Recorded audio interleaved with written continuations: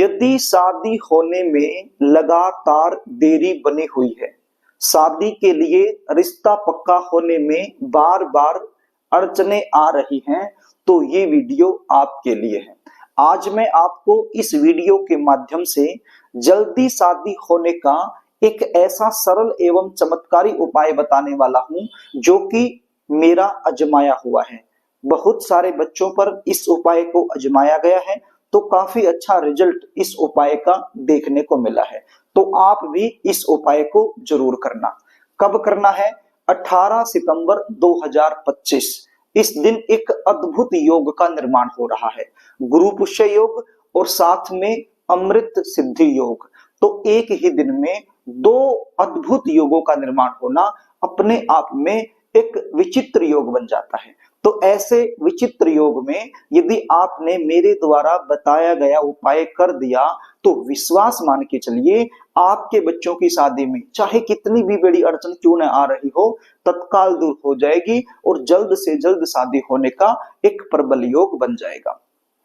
प्रिय दर्शकों, ये उपाय यदि बच्चे खुद करना चाहें खुद भी कर सकते हैं, और यदि किसी कारण से खुद नहीं कर पाते हैं तो ऐसे सिचुएशन में बच्चों की जो माँ है वो ये उपाय जरूर करे।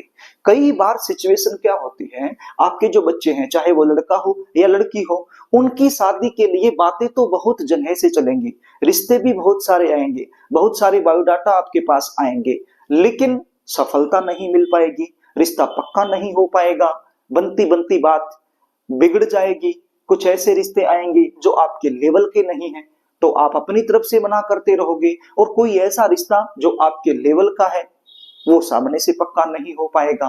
देखने वाले आएंगे, देखकर चले जाएंगे, लेकिन किसी भी प्रकार का पॉजिटिव रिप्लाई सामने से आपको मिल नहीं पाएगा। एक बार तो आपको ऐसा लगेगा कि ये रिश्ता फाइनल हो जाएगा, लेकिन नहीं हो पाएगा। जबकि आपके बच्चे दिखने में सुंदर हो सकते हैं, अच्छी खासी उनकी जॉब हो सकती है, या फिर अपना खुद का व्यापार हो सकता है, भगवान की कृपा से आपका बैकग्राउंड भी काफी अच्छा हो सकता है। इतना कुछ होने के बावजूद भी शादी में लगातार अड़चने यदि आ रही हैं, तो एक सरल उपाय बता रहा हूं, इसको ध्यान से सुन लीजिए। उपाय बताऊं इससे पहले आपसे निवेदन करना चाहूंगा, यदि आप चैनल पर नए हैं और अभी तक आपने इस चैनल को सब्सक्राइब नहीं किया है, तो मुझसे लगातार जुड़े रहने के लिए अभी इस चैनल को सब्सक्राइब कर लीजिए और बेल आइकन को भी प्रेस करके रखिए, ताकि हमारी आने वाली जो नई वीडियो है उनका नोटिफिकेशन आपको मिलता रहे और आसानी से हमारी हर वीडियो आप देख पाएं। प्रिय दर्शकों, ये उपाय 18 सितंबर 2025 सुबह के समय आप कर दीजिए, और यदि किसी कारण से सुबह के समय नहीं कर पाते हैं तो सायंकाल में भी कर सकते हैं, लेकिन कोशिश करना है सुबह के समय करने की। अब ये उपाय कैसे करना है इसको ध्यान से सुन लीजिए। उपाय करने से पहले आपको नहाना होगा। नहा धो करके साफ सुथरे कपड़े आपको पहन लेने हैं, और आपके घर का जो पूजा मंदिर है वहां पर आपने बैठ जाना है, और एक शुद्ध देसी घी का दीपक आपने लगा लेना है। अपने साथ में क्या क्या लेकर बैठना है इसको आप नोट कर लीजिए। एक हल्दी की गांठ आपके पास होनी चाहिए, साफ सुथरी हल्दी की गांठ आप ले लीजिए, और साथ में एक पीले रंग का कपड़ा, रुमाल के साइज का या फिर रुमाल से भी छोटा कपड़ा आप ले सकते हो, और एक लाल रंग का स्केच पेन आपने लेना है, यानी कि रेड कलर का स्केच पेन आप ले लीजिए, जिसकी सहायता से बच्चे रंगोली वगैरह बनाते हैं। 1-2 रुपए का बाजार से आसानी से मिल जाता है। तो ये चीजें आप अपने साथ लेकर बैठ जाइए, और एक घी का दीपक लगाकर सबसे पहले गणपति जी महाराज से हाथ जोड़कर प्रार्थना कर लीजिए कि हे गणपति जी महाराज, आज मैं ये उपाय कर रहा हूं या कर रही हूं, आप मुझे इसमें सफलता दिलाएं।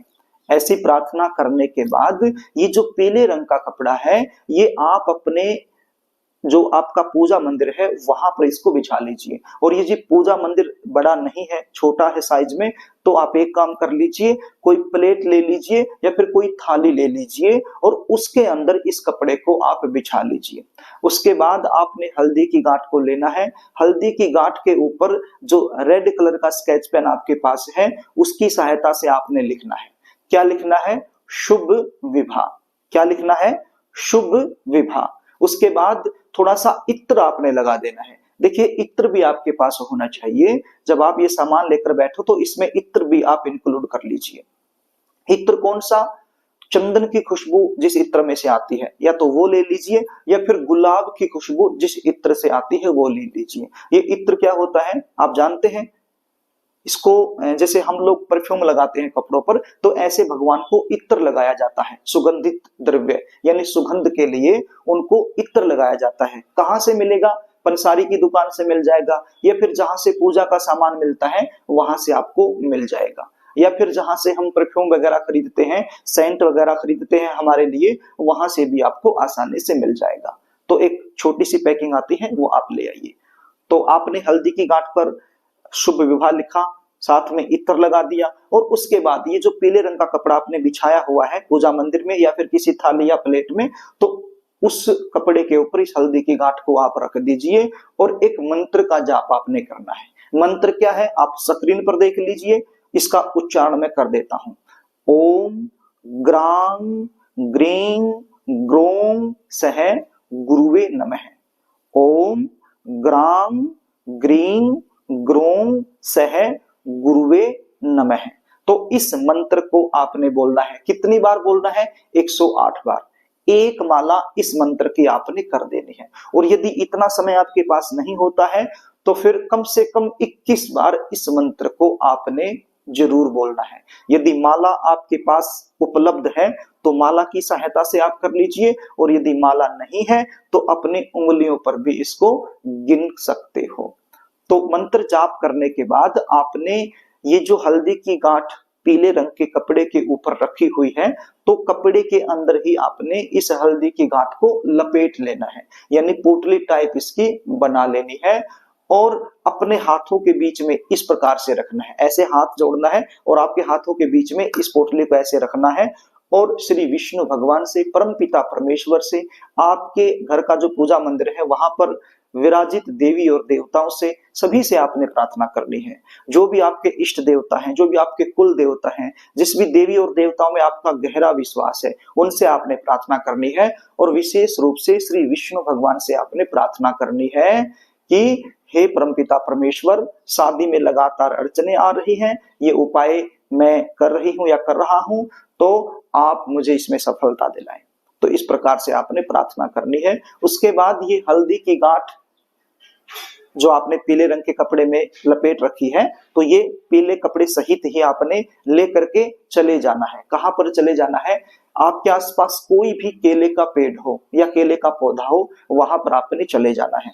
बहुत सारी माताएं बहनें ऐसी होती हैं जो अपने घर में ही गमले में या फिर जमीन में केले का पौधा लगा के रखती हैं। तो यदि घर में ही लगा हुआ है तो घर में ही आप कर दीजिए, और यदि घर में नहीं है तो किसी भी मंदिर में हो सकता है आसपास, या फिर किसी पार्क में हो सकता है, तो वहां पर आप इस हल्दी की गांठ को लेकर चले जाइए। और साथ में एक घी का दीपक भी आप ले जाइए। जो एक घी का दीपक तो आपके घर के पूजा मंदिर में जल रहा है, उसको तो जलने दीजिए, एक दूसरा घी का दीपक और आप ले जाइए। आप यहाँ पर मिट्टी का दीपक भी ले सकते हो, आटे का दीपक भी ले सकते हो, कोई दिक्कत नहीं है, लेकिन घी का दीपक आपने लेना है। तो ये दोनों चीजें, एक घी का दीपक और ये एक हल्दी की गांठ, ये लेकर के केले के पेड़ के नीचे चले जाइए, और केले के पेड़ के नीचे बैठकर थोड़ी सी मिट्टी वहां से हटा लीजिए। केले के पेड़ की जो जड़ है वहां से थोड़ी सी मिट्टी खोद लीजिए, और मिट्टी खोद करके ये जो हल्दी की गांठ है कपड़े सहित आपने मिट्टी में दबा देनी है, और ऊपर से मिट्टी ढक देनी है। और उस मिट्टी के ऊपर ये घी का दीपक आपने रख लेना है और इसको जला देना है, और विष्णु भगवान से जल्दी शादी होने के लिए प्रार्थना करनी है। यदि आप बच्चे खुद हैं तो अपनी जल्दी शादी होने के लिए, और यदि आप माता पिता हैं तो अपने बच्चों की जल्दी शादी होने के लिए आपने हाथ जोड़कर प्रार्थना कर लेनी है। बस ये छोटा सा उपाय आपने करना है। अद्भुत योग का निर्माण हो रहा है, बड़ा ही अच्छा रिजल्ट इस उपाय का देखने को मिलेगा। प्रिय दर्शकों, यदि आप ये जानना चाहते हैं कि शादी कब होगी, कौन से साल में होगी, कौन से महीने में होगी, कैसे परिवार में होगी, जीवन साथी कैसा मिलेगा, शादी के बाद का जीवन कैसा रहने वाला है, बच्चों की शादी से रिलेटेड किसी भी प्रकार की कोई समस्या है, उसका ज्योतिषीय समाधान आप मुझसे लेना चाहते हैं, या फिर शादी के अलावा कोई और भी समस्या आपके जीवन में चली हुई है, उसका ज्योतिषीय समाधान आप मुझसे लेना चाहते हैं, तो स्क्रीन पर आपको एक नंबर दिखाई पड़ रहा होगा। इस नंबर के जरिए आप हमसे संपर्क कर सकते हैं। ये हमारा व्हाट्सएप नंबर है, आप व्हाट्सएप पर मैसेज कीजिएगा तो बड़ा अच्छा रहेगा। तो प्रिय दर्शकों, यदि कार्यक्रम आपको अच्छा लगे तो इस वीडियो को लाइक जरूर कर देना, इसको शेयर भी कर देना, ताकि ये वीडियो किसी जरूरतमंद के पास पहुंच जाए और आप पुण्य के भागीदार बन जाएं। कमेंट बॉक्स में ओम श्री गुरुवे नमः जरूर लिख देना। आज के लिए बस इतना ही, आगे फिर मिलेंगे, तब तक के लिए नमस्कार।